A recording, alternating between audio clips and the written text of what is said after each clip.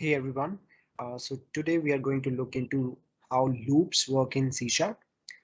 So we have already seen some conditional operators like if-else blocks, right? So that is to evaluate if based on a certain condition you want to perform some operations, right? So similarly we have looping constraint constructs in C Sharp. Let's say you have to do an operation multiple amount of times based on a particular condition. So you can use these looping constructs. Okay. So in C Sharp, we have few options when it comes to looping constructs. So the number one construct that we have in C Sharp is called while loops. So we'll see an example of while loops. So then we also have something called as do while loops. And we have for loops. We also have for each loops. And so once we are done with this, we'll also see that, okay, once we have these looping constructs, we can also nest these looping constructs, right? So we'll end this session with nested loops. Okay, let's start with while loops. So let's see how we declare while loops. So I can say while, let's initialize int I equals to 0. So then I can put a condition. I can say if while I is less than 10. So I want to do something. So in this case, let's just put something on the console. So I'll say console.writeLine value of I,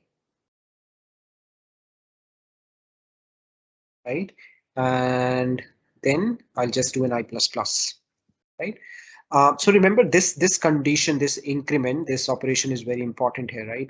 If you don't do this, what would happen is this would no this while loop would end up in a infinite loop, and then your probably your program would crash. Correct. So this is an example of a while loop. Let's just quickly run this example and see so in this case, right, what would happen? It should probably it should print numbers from 0 to 9. Okay, so let's just see. So from 0 to 9.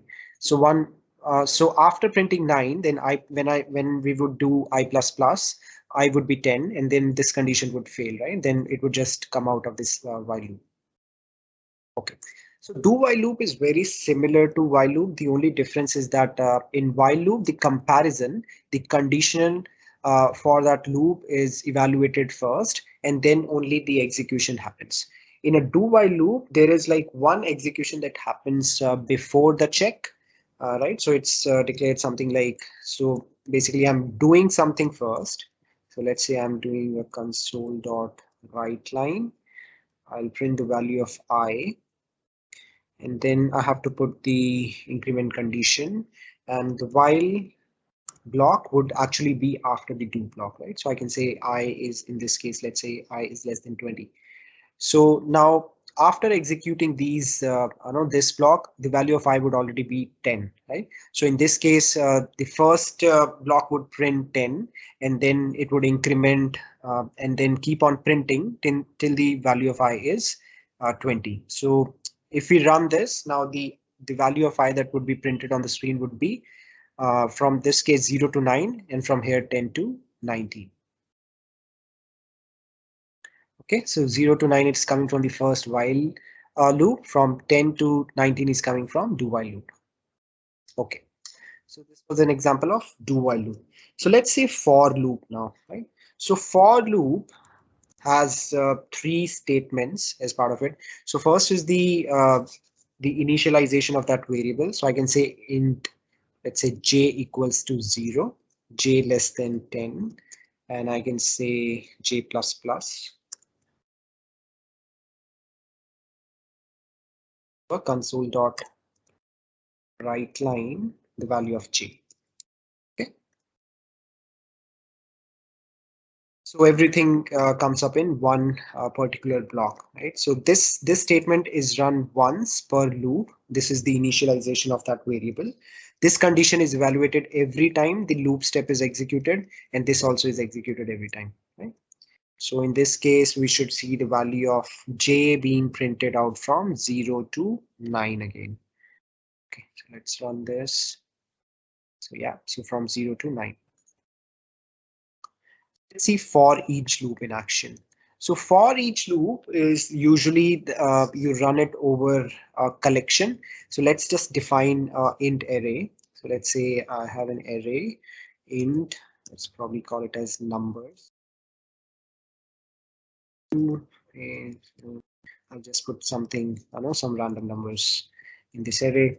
And what I want to do is I want to loop through all of these elements. So I don't know, like probably this could be uh, a dynamic collection. I'm not sure about the length, but what I know for sure is that I want to loop through all of the elements of this particular collection, right? So what I can do is int k for each int k in numbers. Want to do is loop through all of these numbers and then do a console dot write line of all of these numbers. So this is going to print all of these numbers on the screen. So yeah, from, if you see from here, 2, 5, 6, blah blah blah till 5. All right, so we have seen like 4 type of loops. We have seen while loop, we have seen do while loop, we have seen for loop, we have seen for each loop, and let's see an example of nested loops. So for nested loops, let's say I have a for, and probably I'll see, let's see an example of nested loops and conditions as well, right? So let's say I probably have I have declared, let's say int a equals to 0. Let's say a is less than 10 and a plus plus. I want to execute this loop 10 times. And I have another loop inside this that I want to execute, let's say int b equals to, let's say in b equals to again 0. B is less than 20, b plus plus.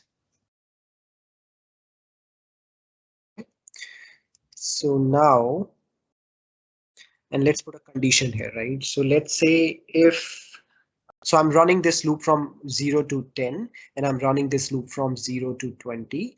What I want to check here is if the sum of both these numbers in this loop, if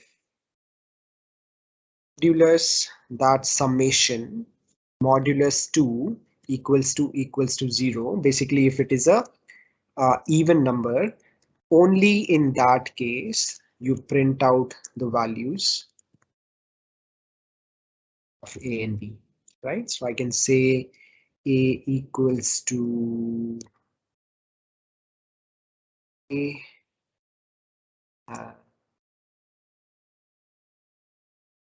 b equals to, okay. So basically it should print out all the values of a's and b together if the summation of a and b modulus 2 equals to 0. Okay, so this is an example of a nested loop, and then we have a condition as well, right, as part of these nested loop. So let's just run this example as well. I'll probably comment out the other ones, right, so because there's a lot going to be on the console. So let's just comment everything except for the last block. Okay, so right, a equals to 0, b equals to 0. So if you add 0 modulus 2 is 0, that's why it's printing this, right? So if you see all the examples, everything should be I know examples of a and b values for which the addition modulus 2 equals to 0, right? So you get an idea like how we can use all type of loops, the while loop, do while loop, for each loop, and then there's all, and then you can mix and match, right, based on your condition. You can nest loops, you can also have within the loop, you can have conditions so that you can play with like whatever requirement that you have in your hands. So that's all about loops. Thank you so much for watching, and I'll see you guys in the next video.